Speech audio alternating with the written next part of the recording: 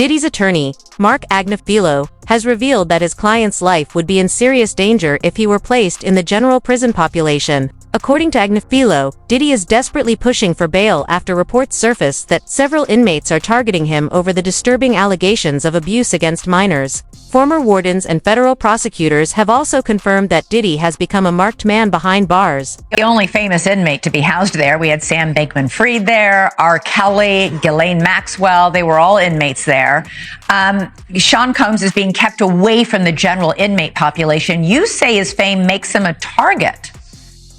Yeah, sure. And not necessarily at the MDC only. I mean, anywhere. Yes, in my humble estimation, his life, his safety is in jeopardy in any correctional lockup right now.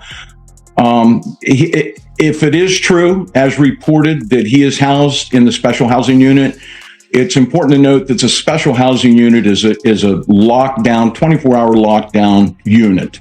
The MDC Brooklyn is a high-rise. The vast majority of the floors are general population floors. But the special housing unit is a 24-hour lockdown facility. So this is for Mr. Combs' protection. His incredible worldwide celebrity combined with the allegations, the charges now, an indictment, of course, of acts of violence against women make him a very attractive target. All right.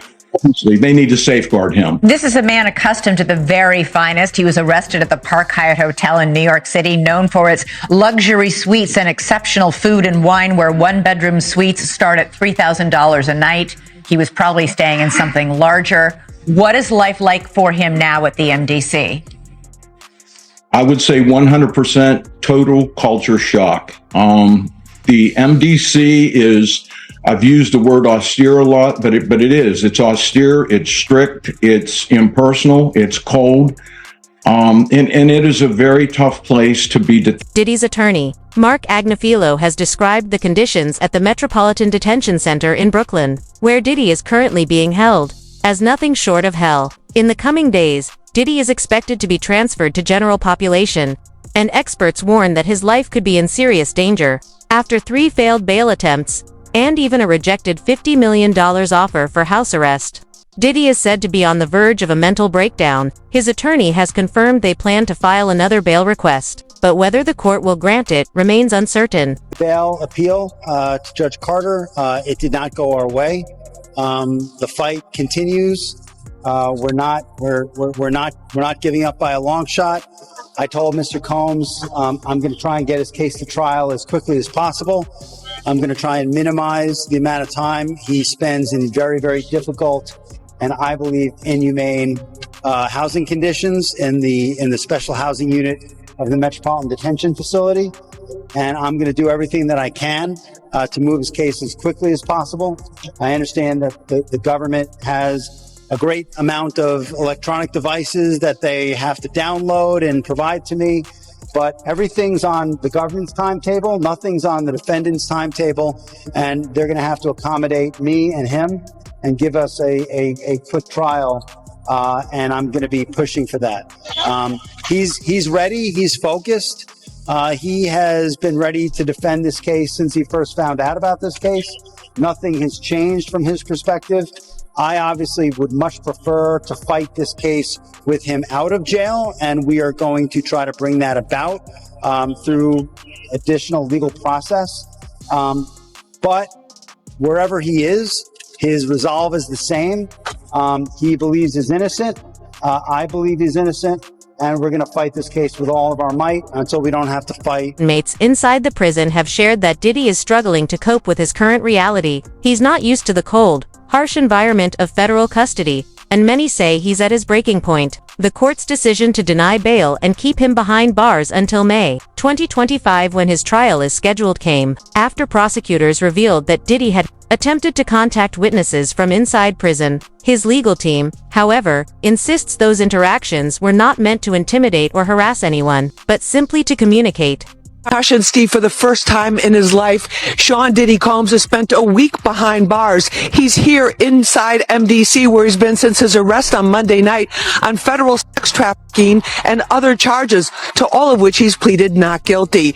There's no VIP section. There is no concierge, only conmen, killers, and kingpins. MDC is so bad, federal judges have questioned the harsh conditions for those here awaiting trial. So bad, I was here 2 years ago during a cold spell, reporting on detainees with no heat, pounding on windows for help. There was even a congressional inquiry. But take the word of a former inmate I spoke with who goes by Esco. It's terrible. The food is terrible. Of course, the inmates are terrible. The guards are terrible. The conditions are terrible. It's just terrible. The inmates that you're surrounded around, just in general, a lot of them are brought up on pretty heavy federal indictments, right? So just in terms of the atmosphere there, it's just certainly one that no one wants to be in. Combs was placed in a special housing unit and on suicide watch, the standard protocol for high-profile celebrity detainees. The disgraced mogul was denied bail by 2 separate judges. His attorney, Mark Agnifilo, asked the court to transfer him to the federal detention section at the Essex County Jail, but the judge deferred to the Bureau of Prisons. Federal trial attorney Philip Hamilton says lockdown can mean a lot less time to prepare your defense. In terms of fighting their case, it just makes it all the more difficult, because now in terms of you being able to communicate with your attorney, you are at the realms of just what's going on with respect to the facility. Is it on lockdown? Is the facility letting visitors in? Detainees on suicide watch wear tearaway paper hospital-style garments and rubber shower shoes. The isolation may be the worst part for Combs. It's being done for his protection in the violence-prone facility. He will have no bunkie. He's probably not going to have any contact with any other inmates. So for him, it's going to be a little different than for a person like me, where I will go through process and intake, and then they'll assign me a cell, and I'll have a bunkie or a cellmate, and I'll be in population. For him to be able to get out at this point, it just doesn't look good. Interestingly, new reports suggest that Diddy himself wants to be placed back on suicide watch. Normally, inmates in this situation are kept in solitary for more than 23 hours a day, often leading to serious mental health struggles. But in Diddy's case, sources claim he sees it as protection because once word spreads inside the prison that a pedophile is among them, he knows exactly what could happen. Breaking news right now, Larry. I am just getting word. People magazine says it's got a source on the inside that tells them that P. Diddy's on suicide watch tonight. Do your sources confer the same information? Are they saying it was possible? Hey, real quickly, all that commissary stuff, he's not getting any of that because people in the SHU have an abbreviated list. So he's out of luck. No stake for him. Yeah, he is on suicide watch. This guy thought he would have went home. All of a sudden, he didn't get bond. Remember, the first night that he was there, he was like an overnight guest. When they called his bond hearing, now they checked him into the system, and reality has hit him. And I understand that he has a shrink coming by his cell to see him several times a day. And now there's talk about putting him in, it's like a bubble. It's like a cell that has like a plexiglass wall in it where they have inmates watching you. That's actually their job, to keep an eye on the inmates that are on suicide watch. Another error that I guess some warden told you this.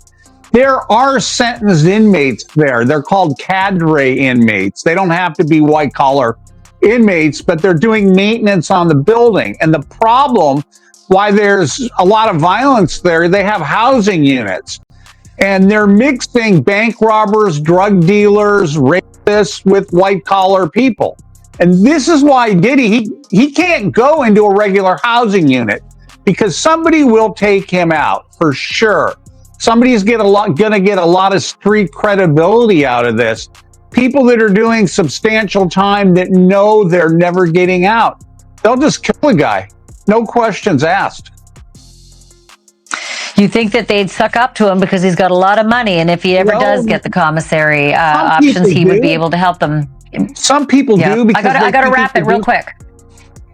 Okay. Some people do think that Diddy can help them, but this guy's going to be locked up forever. His case will probably take at least 3 years to litigate. He'll stay at MDC. There's rumors that he wants to go to Essex County Jail in New Jersey because he doesn't like MDC.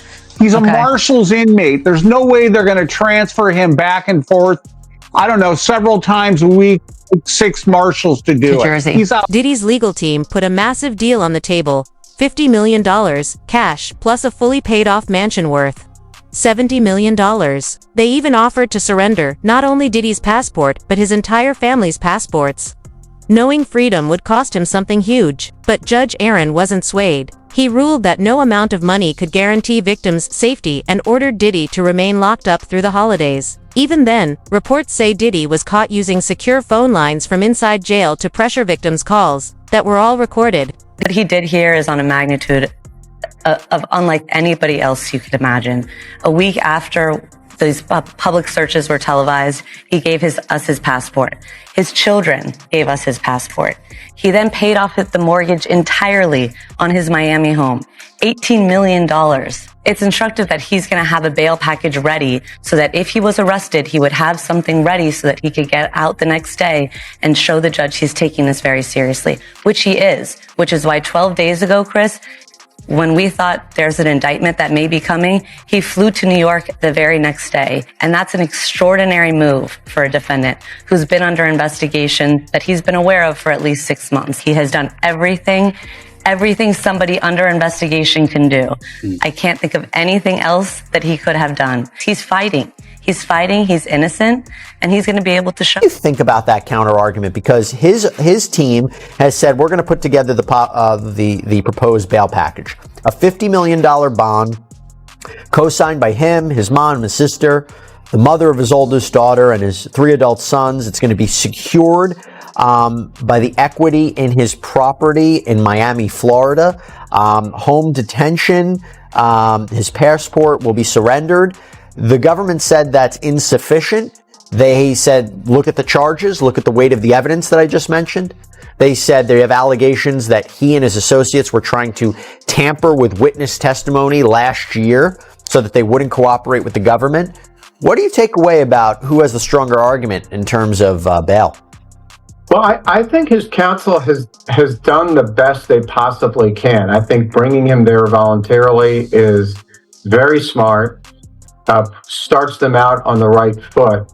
But I think the last thing that you just mentioned, the interfering with witnesses. That's the allegation, yeah. Yeah, if that's true, or I should say, if there's real indicia that happened, I think that might tip the scales in favor of not letting him out pending trial, because I think, and you know this, I think judges take an extraordinarily dim view of that. And that might be the factor that tips the scale against him. But I think as far as... Things are getting worse for Diddy behind bars. Reports say he's having nervous breakdowns and living in constant fear of being attacked. He's desperate to get out, but the nightmare doesn't stop at the prison gates. On the outside, the walls are closing in too. With 3 of his biggest alleged co-conspirators now named in lawsuits that could land them behind bars right alongside him, rumors are swirling that Diddy has lost hope in his own case and is even considering suicide. Report from the Daily Mail. That's why Diddy had a breakdown. A person close to him apparently said, quote, spending the holidays behind bars was a nightmare for him. If we're to believe all this, Diddy had a meltdown in his cell and begged the guards to take him to the hospital for observation, but they refused. This same friend or person told the Daily Mail, quote, he eventually managed to calm himself down with the meditation technique he's been using while he's been behind bars. It took him a few hours of deep breathing and focusing to get out of the bad space he was in, but he finally managed it. This isn't the first time Diddy's mental health has come into question while he's been at MDC. When he first arrived, he was on suicide watch, which the U.S. Department of Justice National Institute of Corrections describes as supervisory precautions taken for suicidal inmates that require frequent observation. Diddy's suicide watch was only temporary, though. He was housed in a special protected unit of the jail after that for the first few weeks of his stay. But Diddy right now is in Gen Pop, meaning general population, the place where majority of the inmates stay. And that's where he apparently had this meltdown over the holidays, at least according to one source. He's suffering the consequence, and I don't feel bad for him at all. Because people was trying to talk to him. People was trying to tell him. You couldn't pull him by the coat and let him know anything. You understand? They messed up the game, brother. When he put that shit out with them, money, power, respect, it ain't never been like that. It ain't never been like that. You got your respect in the street that gave you your power, that brought you your money. Totally different thing. He let that money, power, and respect go to his head, but he had it ass backwards. So do I care what happened? Nah. He got enough money to buy his way out of this. So we think. So when you look at that video of him pacing around and he's looking worried, and you knowing him, do you think it's possible that he might commit suicide? When you're a narcissist, there's always a possibility because you're suffering. But I don't think that he can see himself in a cage. I don't think he can see himself behind those bars in those type of situations. It's too many real dudes that dislike him. But then again, there's a lot of real dudes that need help. And him being behind bars, he could probably help them. No deal that the U.S. Attorney's Office can offer, and it's certainly not one that Diddy will accept. It would involve decades in federal prison. We're talking about mandatory minimum sentences of 10 years for both the drug charges and the sex trafficking. So we know that Diddy has fought charges before. There were state charges, there were gun-related, the nightclub shooting with J-Lo, but he's going to dig in his heels, and this case is going to trial. So if you're prosecutors, you really want to make sure that your evidence is bulletproof before you... In recent days, Diddy's legal team has finally admitted the existence of his infamous freak-off tapes. Though out of pure desperation, they now insist that while the tapes are real, none of them show Diddy taking advantage of anyone. According to his lawyers, there are 9 tapes in total, and instead of proving guilt, they actually serve as evidence of Diddy's innocence. They write, quote, having reviewed these videos, it is now abundantly clear that they confirm Mr. Combs' innocence and that their full exculpatory value cannot be investigated and used unless they are electronically produced. The 9 videos at issue are the so-called freak-off tapes with victim 1 that the government has repeatedly referenced, causing wild speculation in the media. Contrary to what the government has led this court and the public to believe, the so-called freak-offs were private sexual activity between fully consenting adults in a long-term relationship.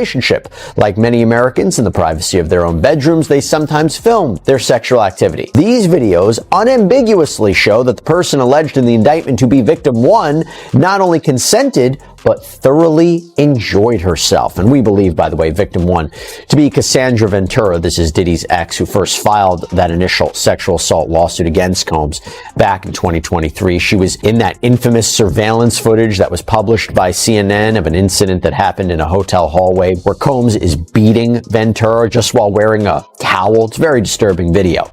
He argues the videos don't show any orgies or celebrities or violence or coercion or threats or manipulation or evidence of anyone being under the influence of drugs, that this is not sex trafficking. Quote, the premise that freak-offs are inherently dangerous shows that the government seeks to police non-conforming sexual activity and that it assumes, despite all evidence to the contrary, that a woman's willing participation must have been coerced. That's interesting because that's something we've long suspected, that the defense is not going to shy away from the term freak-offs. They might accept, yeah, Combs called these freak-offs, but this was entirely consensual. It was all on the up and up. It might be different to you and me, but there's nothing illegal going on here. If they're really if the government is the government in the Southern District of New York, I can't imagine this is what they're hanging their hat on if it's what the defense describes. It's like one of those things that when you have a weakness in a case, the government has to decide how they're going to use that. My guess is they're going to use it to show that there were sex workers, that these sex workers were paid. I would imagine that they have the sex workers that are in the video to come in and describe what was going on or what happened before they went on tape, whether or not they had drugs or alcohol or anything else, whether or not Cassie had drugs or alcohol, whether or not there was a discussion between Sean Combs and Cassie before the tape started. So Right. I think that the tape is going to be one portion of it, but the testimony of either the sex workers that were in the video and or Cassie is going to kind of tie it together. He is losing the fight on all fronts inside prison. He's at his breaking point, and outside, his circle is collapsing too. His ex-girlfriend Jennifer Lopez has now been dragged into the storm. Officially named as a material witness in one of his lawsuits, alleged victim Cardello Smith claims Diddy assaulted him back in 1997 during a party at a Holiday Inn in Detroit. Even worse, Smith says Diddy filmed the assault and that J-Lo herself helped cover it up.